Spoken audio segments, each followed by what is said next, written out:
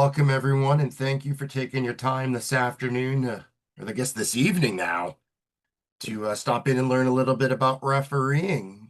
My name's Jason Bisbing. I live in Portland, Maine. I'm the seminar coordinator for New England, but also do everything here in Maine. Lucky enough to have John Melanson, who is the Maine referee in chief, here with us today as well. You do decide you want to be an official, we hope if it looks like the right fit for you, you will. You just go right to the USA Hockey website and click the registration, become a member, fill that form out, and then you'd get into all of your education through our learning management system. It's all brand new this year. To get into that, you'd click member login, and they've got some stuff to reset your password. It's really quick and simple. You go in there, put your email in, and then they give you access to a whole new platform that USA Hockey just rolled out this year. Anyone starting to officiate this year is in a really good place. USA Hockey has completely redone their education for first year officials to really make it learner centered. It's not now just spewing information at you. We really want you to learn. And I'm going to sort of get into what you would do once you are a level one official here in a minute. So here are the requirements. If you do want to be a level one official, and obviously we're going to get into more of this. And this is sort of the basics. You do an online registration, your registration fees, and intend to complete a virtual or in-person seminar. For those of you who are interested, 2 weeks from today, on July 27th, we are running an in-person seminar at Family Ice Center in Maine. It's going to start at 9 a.m. and run until roughly 2:30 in the evening. Anybody is welcome who's a level one, either returning or brand new official. USA Hockey also has a playing rules exercise. It's a great way to get officials into the rule book. Everything we do for officials is to set you up for success. We don't want officials going someplace where they're going to be like, they feel nervous. Obviously, you're going to have the jitters. We all have that anytime you step on the ice for a game, practice anything. Jitters are expected, but we don't want people to be nervous. Everyone's going to get set up for success. And when John talks about the assignment process, he'll get into that a little bit more. We've also got some modules that you're going to be doing online this year. Previous years, if you talk to your friends, you had to do a Zoom that was 8 hours long, and in person that was 8 hours. USA Hockey, yes, that's too much. We can't expect people to fit that into their schedule. So again, learner centered. So this year now, we've taken part of that and put it into an online module, that same education you would have gotten, just in a better format that you can access on your own time when you are available at home. Those of you, if you were 17 years or older this year, you'd have to do a safe sport training. USA Hockey does that to keep everybody safe. That's just not for you, that's for everyone around us. Also, if you're over the age of 18 on or before May 1 of this year, you do a sanctioned background check for USA Hockey. It's the same thing that coaches go through, adult players, everything. To make sure everyone's safe. So all of that's going to be right online in this new learning management system. USA Hockey's got it real simple. Just a quick look at my home screen. My Safe Sports obviously going to expire in about a month, so it's let me know it's red.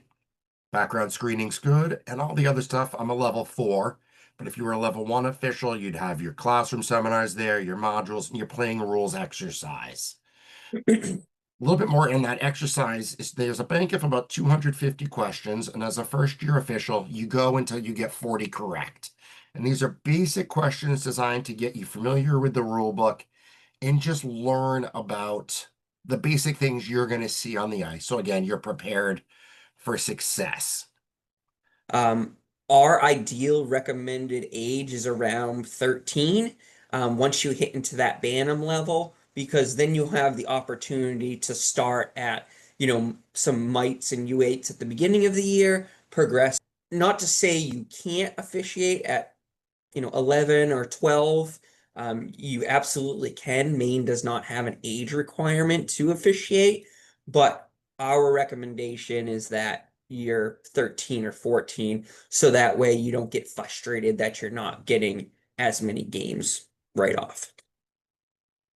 I will say there are lesser opportunities at, let's say, if you're a U10, and you only can officiate mites or that U8 level, there isn't as many opportunities at that age So sometimes people can get frustrated because there's not a lot of games and you sign up and you don't get the kind of the appropriate amount of games that you thought. One thing I know a lot of people worry about when they get into officiating is the equipment and the cost. We want this to be, we don't want that to be a barrier to entry for young officials. Basic needs. You need a black hockey helmet and a visor. You don't have the Alcali or Trons, they're 30 bucks. Just like being a player, you do need a neck laceration protector and then a basic referee sweater. They're the full long sleeve ones. Maybe get a size or two bigger so you can grow into it. You don't need that tailored fit that all the pros get. You don't need to go out and do that. When you're getting started, if you play for Casco Bay, the Gladiators, and you got black track pants from them, that's perfect. You don't need the $200 fully integrated referee pants. We don't want you spending a lot of money off the get-go. Black Walmart track pants, dress pants, whatever, some 5, 10 bucks. Those are great. Obviously, some gender specific protection, gentlemen a cup, ladies, the pelvic protector. We never know where a stick's going to go on a face off, so keep yourself safe there. Take your playing one with you. Same thing with your shin guards and your knee pads and elbow pads. Just wear the ones you play while you officiate. There's no need to have specific ones for it. We want to keep this really basic. Again, that's the basics here. We want to make this an inviting opportunity for all officials. Yeah, so we do recommend a half shield, and the only reason because of that is it's going to get hard to bring the whistle up and blow the whistle with the cage. So, and then we don't want, I mean, if you have a whistle, like a basketball whistle that's always in your mouth, you kind of might accidentally blow it during the game, and we don't want to stop play accidentally. So that's why we recommend a half shield, because it would be way too hard to kind of blow that whistle. In terms of whistles, if you are from Maine, we will get you our New England District Referee in Chief, Barry Zelkman's an awesome guy. He gets everybody a really nice Acme Thunderer whistle. So if you're at the seminar on July, we'll have them there. If not, we'll be giving them around to all the first year officials. So it's engraved with the New England District logo. It's probably a $20, $25 whistle that he hooks everyone up with in New England. So take that off your shopping list. That's why I didn't have it listed under equipment. To talk a little bit about the assignments and everything and how that's handled, I'll turn it over to Maine Referee in Chief John Melanson. Yeah, great. Thanks, Jason. So we use Arbiter Sports as our assigning tool for all youth hockey officials across the state.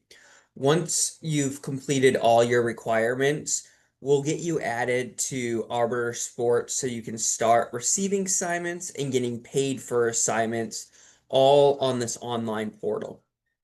There is three assigners across the state, so depending where you live, you may be receiving assignments from a different assigner. However, we all use this same software, Arbiter Sports, so you do have the ability to pick up games all across the state, depending where you may be in a certain day. So myself, I assign the Southern Maine area, so that includes games that are played at Biddeford Ice Arena, and USM. Tom Clifford does the greater Portland area, like Family Ice, NYA. In those surrounding areas. Then we have Jimmy Riley, who does the Lewiston Auburn area, as well as Augusta. And then I also do Bangor North. So pretty easy, three assigners. We all work great with new and veteran officials to make sure that we are pairing people appropriately so that way you're getting set up for success.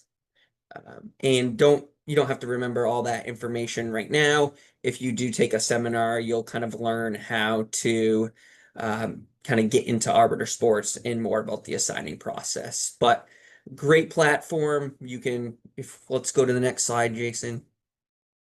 You have the ability to kind of have your own calendar here. You can block out days you're not available to work. You can leave days open you are available to work. And you can Arbiter has a lot of great tools to learn how to utilize the software as well. And then as an assigner, I can see, okay, John Smith is available before noon on July 12th. I'll go in and plug him in for a game. And then once I assign you a game, you'll receive an email from Arbiter Sports, and you would just log in and accept that assignment. If for some reason you messed up the block, you can also decline the assignment, and then I would get a notification as the assigner saying John Smith can't do that game. He had something else that came up. So we have one assigner that assigns via blocks. We also have myself and Tom Clifford. As of right now, we assign basically by blasting out emails. So we'll send a list of emails out that kind of list out all our open games. Um, you or a parent would just need to respond to that email and say, John Smith can do XYZ games. And then the assigners would look at that list in everyone else's responses and then plug you into Arbiter, depending on everyone else's availability as well. So everything flows through Arbiter. It's very easy. Most of the games we have to assign across the state is on Saturday and Sunday. So we rarely have any games during the week to assign. So I know if you are also playing, that is a concern for some people, is that you have to officiate on the days you're also playing. So just kind of keep that in mind, is that, you know, all the games are Saturdays and Sundays. Now, you're more than welcome to officiate in the morning, and then you can play in the afternoon. But I just wanted to kind of be transparent with that, is that we rarely have any games during the week to assign across the entire state. The page everyone came for, getting Okay. paid. Okay, perfect. Great. So, like I said, all your payments are made through Arbiter as well. Payments are roughly made monthly for all the games you worked.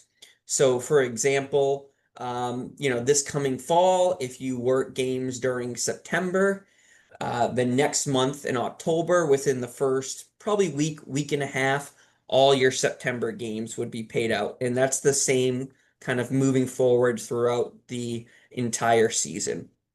Um, so here's an example of how much you could make per hour in officiating. So as you can see, mites U8 are about 30 bucks an hour.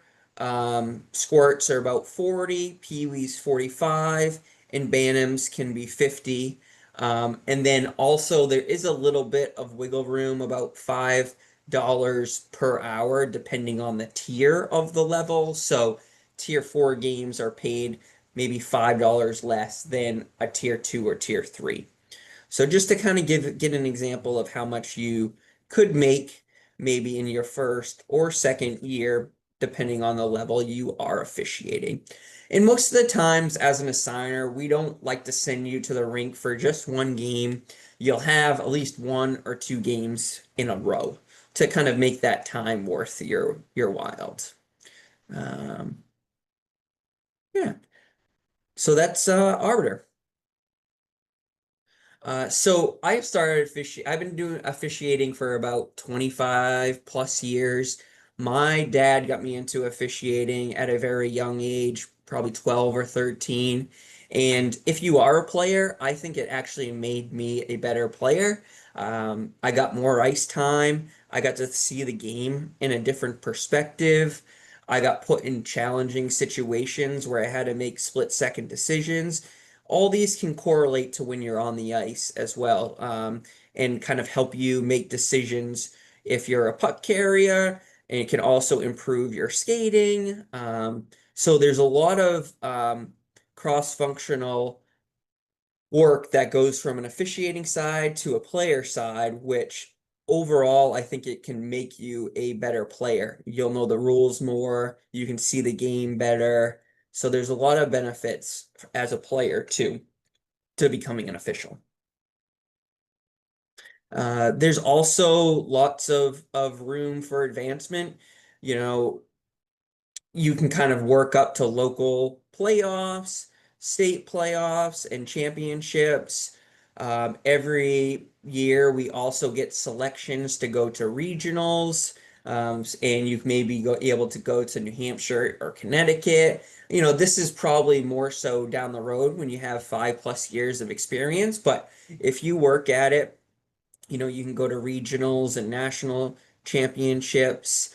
We also have Jess Leclerc. She's a Maine official. She worked the Olympics in 2018. We have Stephen Roulard, who's a referee in Hockey East. Jeff McCorkle's a linesman in Hockey East. All came and started at the grassroots in the officiating program through USA Hockey in Maine. I myself, I'm a Division I referee as well in Atlantic Hockey, and I started kind of right at the beginning as doing mites games, and I just progressed throughout the ranks. There is also opportunity to get flown to different areas of the country to work different levels of hockey as well. So if this is something you're passionate about, it's definitely a great avenue, and especially as the game's growing, as if you ever want to get into junior hockey or those types of games, those could pay up to $225 a game to be a referee. So as you progress through the levels, also your income progresses along with that. So really depending on what you want to do with officiating, really that, like Jason said, the sky is the limit. If you just want to stay in youth hockey games, that's fine as well. We have tons of youth hockey and the need is tremendous as well. So really it's great because you can progress, you can stay where you are, and you can work when you want to work. You don't have to work every weekend. You can pick one weekend a month to work. There's a lot of flexibility in officiating, depending on what you want to do with it. We also have a strong mentoring program. So Jackson Wilson, who also works in the officiating development program, works some of the leagues like the North American Hockey League. He's also works other junior hockey leagues. He's our mentor coordinator. So what his responsibility is if you're a new level one in the state of Maine, Jackson really will be your point of contact if you have any questions with completing your requirements or getting assignments or you want to run questions by him. You can reach out to Jackson, and Jackson would be happy to kind of help coach you along the way. And he'll also check in with you throughout the year just to see how the year's going and kind of how you're progressing, if you're getting the right amount of games you want, kind of that focal